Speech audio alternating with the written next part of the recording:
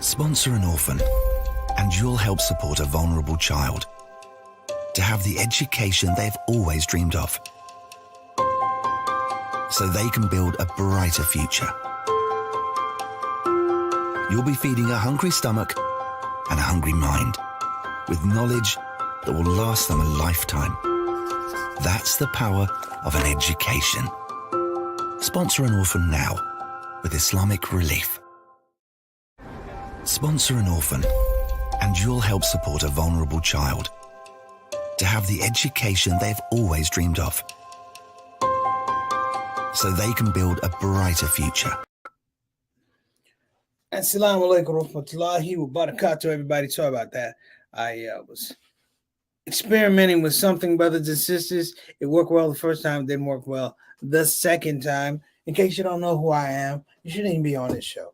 Okay, that's wrong, but it's actually right. This is a shout-out show with Preacher Moss. You got to read what's in the title. Brothers and sisters, today's topic is not so much of an event, but I think I'm going to say some things that are possibly on your mind and some things that have been on my mind for quite a long time. Every once in a while, you say, hey, this is bad. You said, but it could be this. And then you wait a little bit of time. Then you realize when you said it could be bad, it could be this is bad, it could be worse. At least it's not this. Then it turns out to actually be this. What am I talking about, brothers and sisters? I'm talking about the economy. We're talking about the slow process of lifelines for upper mobility being choked off every day we move towards midterms. We have a president that is ineffective. We have politicians who are out for themselves. We have Democrats who are scared. We have Republicans who are scared. We have GOP people who are liars and cheats. Somewhere along the line, the truth is not working. And when the truth is not working, I would suggest that we all stand up in the midst of this foul stench and say, this is wrong. This is not correct. And in that place, brothers and sisters, don't be scared. And I do say the word brothers and sisters a lot because I believe in our heart of hearts that we all are part of a human family. Being part of that human family means that you have to call out parts of the family that are dysfunctional, who tend to bring chaos, fitna, dysfunction, and imbalance to the rest of the system. It's not a whole lot of people, but it's important people who hold the reins of power and can veritably, from the Supreme Court down to the police officer that pulls you over on the side of the road, can drastically alter your life. Over the past couple of years, we talked about everything. Let's rewrite the Constitution. We didn't do that.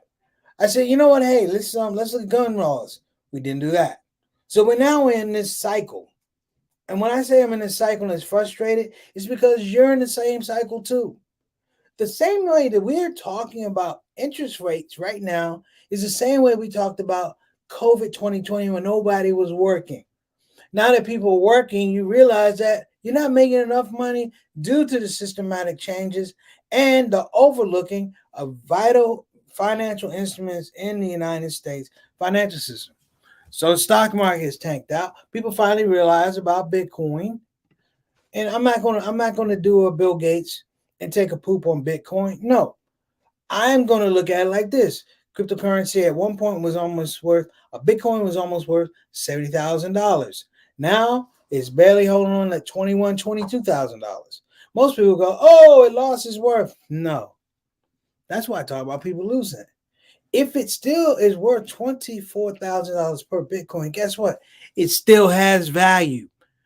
It may not have the value you wanted when it was at $69,000, but if you were somebody getting into the market, looking at a Bitcoin, so I can get it for $20,000, and maybe when this course of action rights itself, the economic ship of the United States rights itself, and the war between Russia and Ukraine rights itself, and gas prices get back, then you will see confidence in Bitcoin, confidence in Ethereum, and in cryptocurrency will go back up.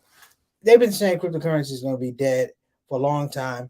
I said it may not be dead, but it's definitely going to take some serious hits. The Fed has been trying to figure out a way to squash out Bitcoin. And I'm going to tell everybody something.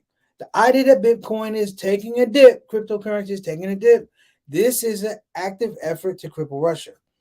You got to read the tea leaves, brothers and sisters. You got to read the tea leaves, and you got to read some of the reports that the Fed is putting out prior to the war between Russia and Ukraine. Prior to inflation, they had a program that says if we can't have it, you can't have it. So today's topic simply is it just me or people losing it? Is it just me or people losing it? Is it just me that turns on the television and watch people, mostly white people, stand in front of each other and lie their faces off? You know what you did. You're on camera. You know what you did. You're on camera. They have texts. They have emails. They have video. They have accounts. They have people from the insurrection who are snitching on other people from the insurrection. And here we are again having another hearing. Now, let me tell y'all something. One time I had to go to court for a traffic ticket. The judge said, "Did you do it?" I said, "Judge, well, what happened was," he said, "guilty," and then went on to the next person. Why can't we go guilty and move on to the next person? Do you know how many Negroes have been locked up in America, didn't even get to the guilty vote? They were already guilty. Listen, all you white folks, 2 words, plea bargain, and let America get on with its life. All right, I'll be back. We're talking here today. Is it just me or people losing it? The first thing we're going to come up with is I'm going to talk about financing in the United States because the Fed just hiked up the interest rate 3/4 of a point. Why does that matter? It matters because all of you guys know that inflation has been coming. They called it a year and a half ago. A year and a half ago. And what happened was once the stimulus money ran out, the price of everything went up because the availability now is restricted for those who could pay for it. And those who can pay for it have no problem. Those who cannot pay for it, we're in this boat. So hang in there. We'll be back. We're talking about, is it just me or people losing it? I don't think it's just me.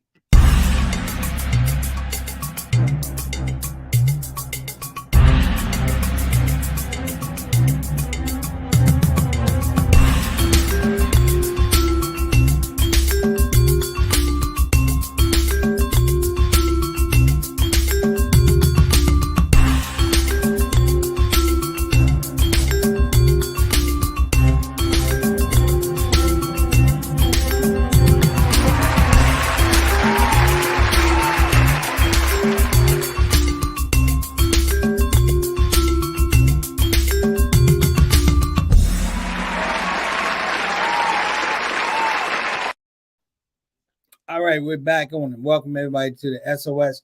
Of course, I want to welcome my SOS family. Just a heads up, Sister Satana she had a family event, so she won't be here today. So I just want to say peace and blessings to Sister Satana. We hope that you have a wonderful event. That sister works hard and comes in here and volunteers, and she puts in that work, brothers and sisters. The show that you see is the Shout Out Show now is not the show we originally started with. We're talking about format changes, graphics, and things like that. So shout out to Sister Satana doing a family event. You know why? We need to spend more time with our families. You know why? Because families protect you. Families will tell you when you're on some boo-boo. Not like politicians. Politicians never tell you when you broke. Politicians never tell you when you're going to be lacking. Politicians never going to tell you, like the police, when you're going to go to jail. And just like the judges, they never tell you we're going to get out of jail. People, we got to get back to concrete conversations. First up, here on the Shout Out Show, we got Sister Reed. Sister Reed, where are you checking in from? You say it's hot. Where you at the equator? Let us know. But wherever you are, give Grandma a big hug and tell her we love her. And thank you so much for going down and check on her. Yeah, you got to check on the elderly. Much love to my Sister Reed. Peace and blessings to her family, her son Derek, and Jawan, respectively. Next up, Brother Eric Carter. Wa alaikum assalam wa rahmatullahi wa barakatuh. Brother Eric, thank you so much for coming on the show, man. This is the Shout Out Show. This is the show. If you guys want to vent, I'm going to put you in the box and we're going to talk about it today. You know, because I think, this is whole weird thing with Black people and Muslims trying to carry out this like fake etiquette. Speak your mind. Speak your mind. You know why? Because you don't speak your mind, people are going to count on you being silent. That's number one. Number two, they're gonna dog walk you in terms of your personality and your character. They're gonna mistreat you. You better stand up for yourself. Next up, my main man Altaf Rashid, coming all the way from Toronto, Ontario. He is the I want to say the official ambassador, the official Canadian ambassador to SOS, Mr. 6 o'clock, straight up, straight down. What's up, my brother? I salute you with both hands while I leg my salon for two. But to Johnny Thomas, Johnny L. Thomas.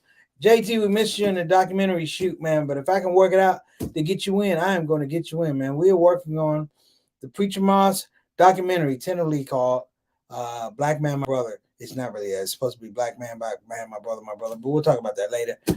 Shout out to our director, brother Ali Aksani, and sister Ukrainian sister, and another brother, Latino, doing a wonderful job. So let me just throw that out. All right, JT, we'll get it as soon as we get the sizzle tape. I'll get it to you. All right. And Bilal Salahuddin, wa alaikum assalam rahmatullahi wa barakatuh. Got the family all in the same room today. Appreciate you, brother. As always, appreciate you, Sister Sonia. I know you are on the screen too. The Salahuddin's always checking and represent on the SOS, and we appreciate and love you for that. All right, next up in the house, Mama San. She is saying, hello, family, and prayers to Sister Tana. Sister Tana's doing all right, but we should pray for her anyway, that she has a great time with her family, having a family event. I love the sound of it when she hit me up on what was that, WhatsApp. I was like, I really like the air. Of course, we got Sister Aika wa alaikum assalam rahmatullahi wa barakatuh tuning in all the way from Depok, Indonesia. We appreciate you. So I feel like a Richard Pryor character called Mudbone, or the preacher, you say at the beginning of his comedy skit, we are gathered here today to talk about people losing their dang minds. Now, normally, that's not the way I would start it, because I don't want to bite on Richard Pryor at all. But people are losing it, folks. And I'm not talking about the politicians. I don't know if COVID totally killed social skills or rationale or logic. All I know is I'm afraid to step out in the street because you may get hit by a bus full of stupidity. Let me say that again. A bus full of stupidity. Case in point. Several weeks ago, I am at an airport. I don't want to say the name of the airport because I don't put the person on blast. Charlotte Airport. Okay. Actually, this happened a while ago. Charlotte Airport. I am on my way to a flight. I got to make the flight. I'm trying to, stay, keep my thing. What I love about Charlotte Airport is they have a place where you can pray. So you can go to the restroom, make wudu, go to the spot, pray, get to your flight. All right. I see a black man standing there. I'm like, Assalamu alaikum. How you doing, black man? He's like, I'm doing good. I said, cool. Look, I got a good head. He said, man, go ahead and do that. So I'm doing my wudu. He's probably never seen that because I took the shoes off. He's like, what's this Negro doing? I'm saying he said that with his inside voice. What is this Negro doing? But I make wudu and I'm all right. So he is an attendant in the bathroom. That is his job. He stays in the bathroom. He says nice things. And he tries to sell products, little lotion, little mints, little candy. All right, I get it. He works for tips in the bathroom, and I guess he has a regular salary. I don't know. It's not my business. Here's the way this thing goes. This is why people are losing their mind. So I wash up. I finish my wudu. I am getting ready to get to this prayer spot, pray, get to my flight. I tell the brother, hey, man, you have a beautiful day. And, have a beautiful day. Nice meeting you. I don't even know his name. He had a name tag. I'm like, Stan. Nice meeting you, Stan. Stan, have a blessed day. Stan goes, huh? I'm like, huh? He goes, huh? I'm like, Stan, are you all right? Are you having some type of, COPD? What's going on with you, Stan? And Stan goes, huh? You ain't going to buy none of my products? And I was like, well, Stan, you don't want no mint, no candy, no nothing? I said, hey, Stan, you're a little aggressive. And I'm like, no, I'm not good. He says, well, you don't support black business. I said, Stan, let me explain to you my rationale for not buying a damn thing from you, Stan. Because the mints you're talking about, the little bottle of water you're talking about, the hand towels you're talking about, you're selling them, Stan, in a dookie hut. It's a damn bathroom. It stinks in here. People do not come in here to have a good time, Stan. I don't want mints in a toilet, Stan.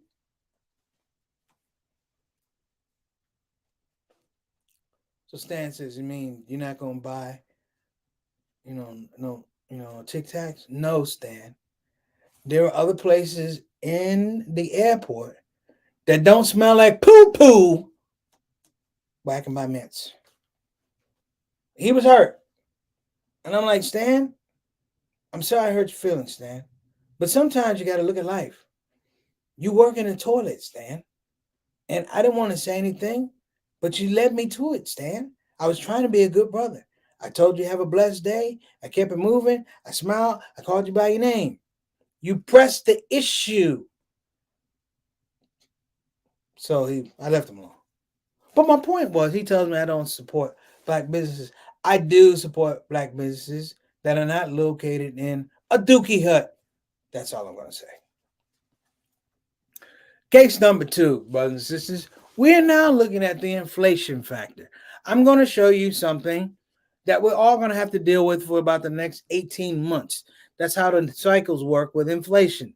How do I know that? Because 18 months ago, they said it was going to be inflation.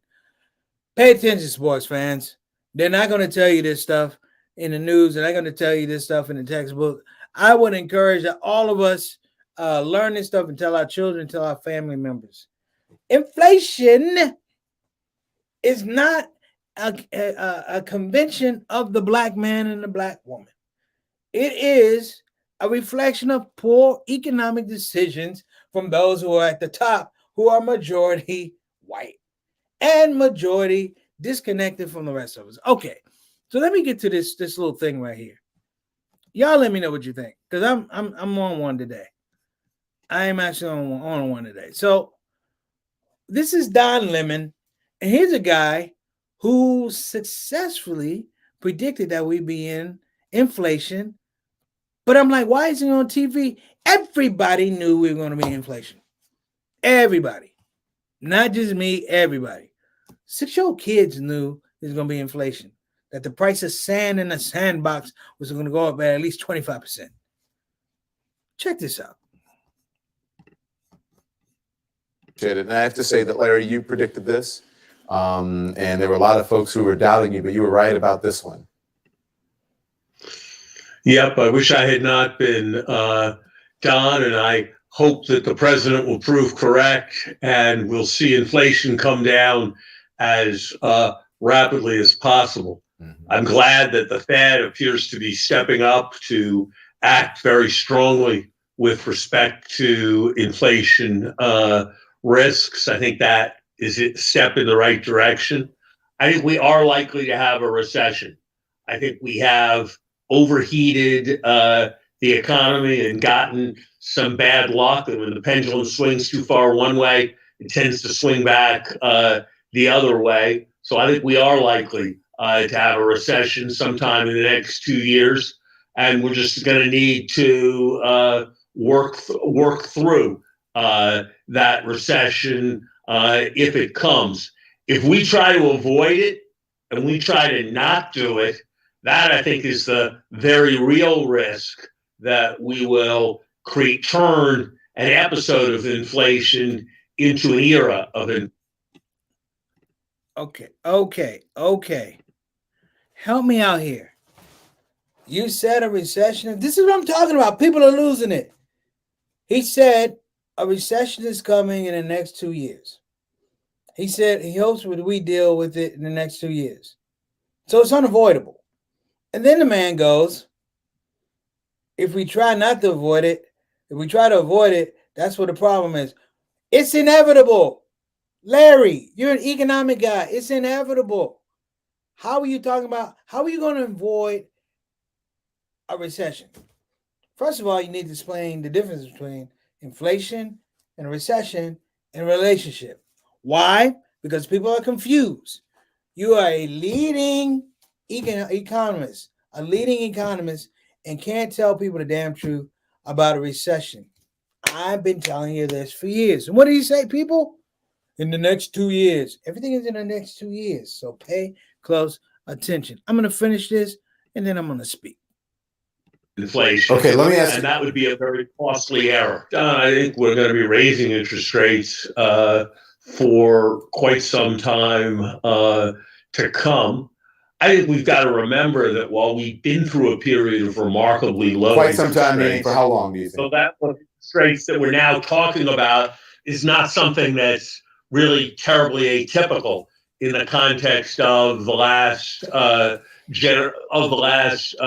generation. My guess is we're going to have mortgage rates perhaps in the 5% range for several years from now. Okay, let's talk turkey. If you got nothing out of that interview, you are not alone. When it comes to this idea of talking about finances, brothers and sisters, we can't overlook the fact that there's two types of finances. It's financial risk and financial debt. Financial risk and financial debt. Let me tell you what the difference is. At our level, financial debt is very absolute. That the companies who put us in debt or we get into debt relationships, these people tend to frame debt in terms of your character. Companies, corporations, LLCs, they enjoy something that the average person doesn't. It is the fact that they can repackage their debt or they can just go out of business. The United States has been doing this for quite a number of years. There's a great book called This Time Will Be Different. I've talked about it before. But we're not talking about how do we deal with a debt. And here's the thing that's really frustrating. They've already resigned themselves to the fact that it's going to be bad for everybody. They put a thing up, said inflation is going to be hurting families. Dude, we've been hurting since 2020. COVID has killed business. COVID has killed business expansion. COVID has killed business enterprises. We're talking about a lack of mergers and things like that. This is where we are, brothers and sisters. When I say is it just people are losing it, how much money are we spending on this January 6th insurrection thing? That's all I'm saying. How much are we spending to parade these fools across? I mean, come on, folks. Come on. Folks should have been locked up. Well, it was January 6th. They should have been locked up January 7th, tried and sent to prison by February 7th. That's how it worked for the black man.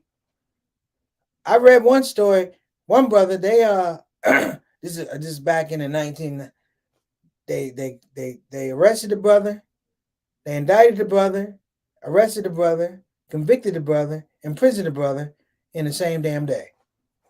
Are you telling me that they can't figure this thing out? All right, so we got some more folks coming in. Let me say, I'm Maxine. She is the proprietor of BeFinanciallyIndependent.com. Shout out to her. We'll be making sure we give her some love. And my sister, what's going on, Sister Salim? Good to see you. She's talking about money laundering. Absolutely. I'm gonna give you guys a little history, and you're gonna love this, because this is the thing. Well, I gotta get her. All right, gotta get Salam. Wa alaikum assalam wa rahmatullahi wa barakatuh. She's talking about money laundering. Let me tell you guys from the white chair. Well, this is from the white wicker chair. Let me tell you guys how folks cheat you out of money. Oh, this is my main man. What's going on, beloved? Wa alaikum assalam wa rahmatullahi wa barakatuh. I'm going to do it, brother. I am going to do it. Here we go. You ready? When we had the big crisis of the real estate crisis, and recognize, the connect. And I'm gonna just tell you guys, we ain't even doing another break because this takes a minute. Recognize the correct of how United States does stuff in terms of money instruments. You've had several issues around real estate, and real estate is the thing that's going to drive the economy down, because now you see big realtors, Zillow, Redfin, all of a sudden they're laying off agents. Why are they laying off agents? Because the housing market cooled. people are not going to be able to buy houses because the interest rate, which at one point was damn near zero, is now 5%. So the house that might have cost you 250 after 30 years, that house probably cost you $1.5 million because you're dealing with an interest rate that is not friendly. But in 2007, before Barack Obama took office, something happened. They had something called a CDO. Now, this CDO was this, it turned out just to be a big Ponzi scheme. So, Sister Salim, you're right about money laundering. The financial system is engaged in a very, very intricate money laundering scheme. Let me explain. Here's my proof. Here's the Muslims. What's your dalil, preacher? My dalil is simple.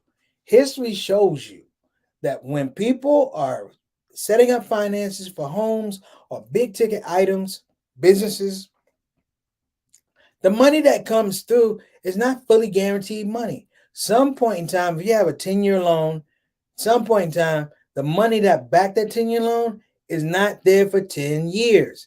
Thus, you always have to refinance. Have you guys figured this out yet? If I buy a house, why do I got to refinance it 15 years? Because the money for a 30-year is not there. That money moves over. And so when they had the housing crisis in 2007, 2008, they had this thing called a CDO. It's called a collateralized debt obligation, a CDO.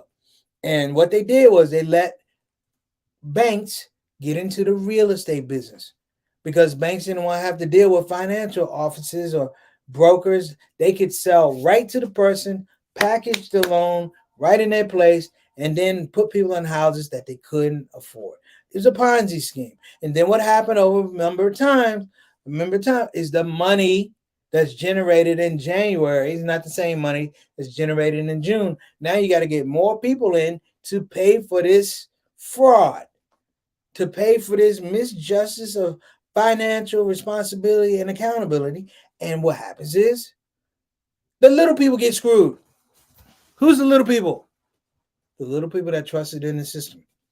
The little people who went in and said, you know what, here's my life savings. We always wanted to give a home. And somebody said, we're going to give you a home, giving you life savings. You know what life savings was? Real money.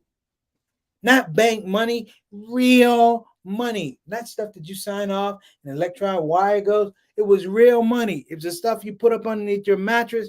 And people said, no, you can't grow your money. Like, hell yeah, you can grow your money.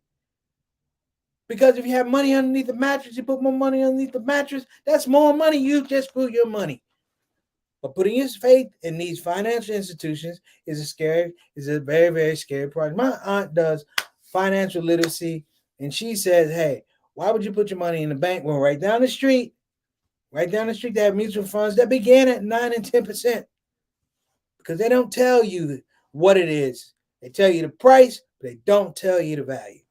So I want to make sure that we are in a space where we're no longer price sensitive, because the cost of something is not the value of something.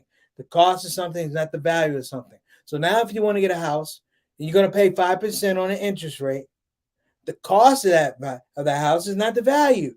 Guess what? It was the same thing in 2007, in 2008. People bought houses just like they're doing now, but people bought houses that cost something, but the value was not the same as the cost. So when the loan came through, it was upside down. Believe me, I know, brothers and sisters.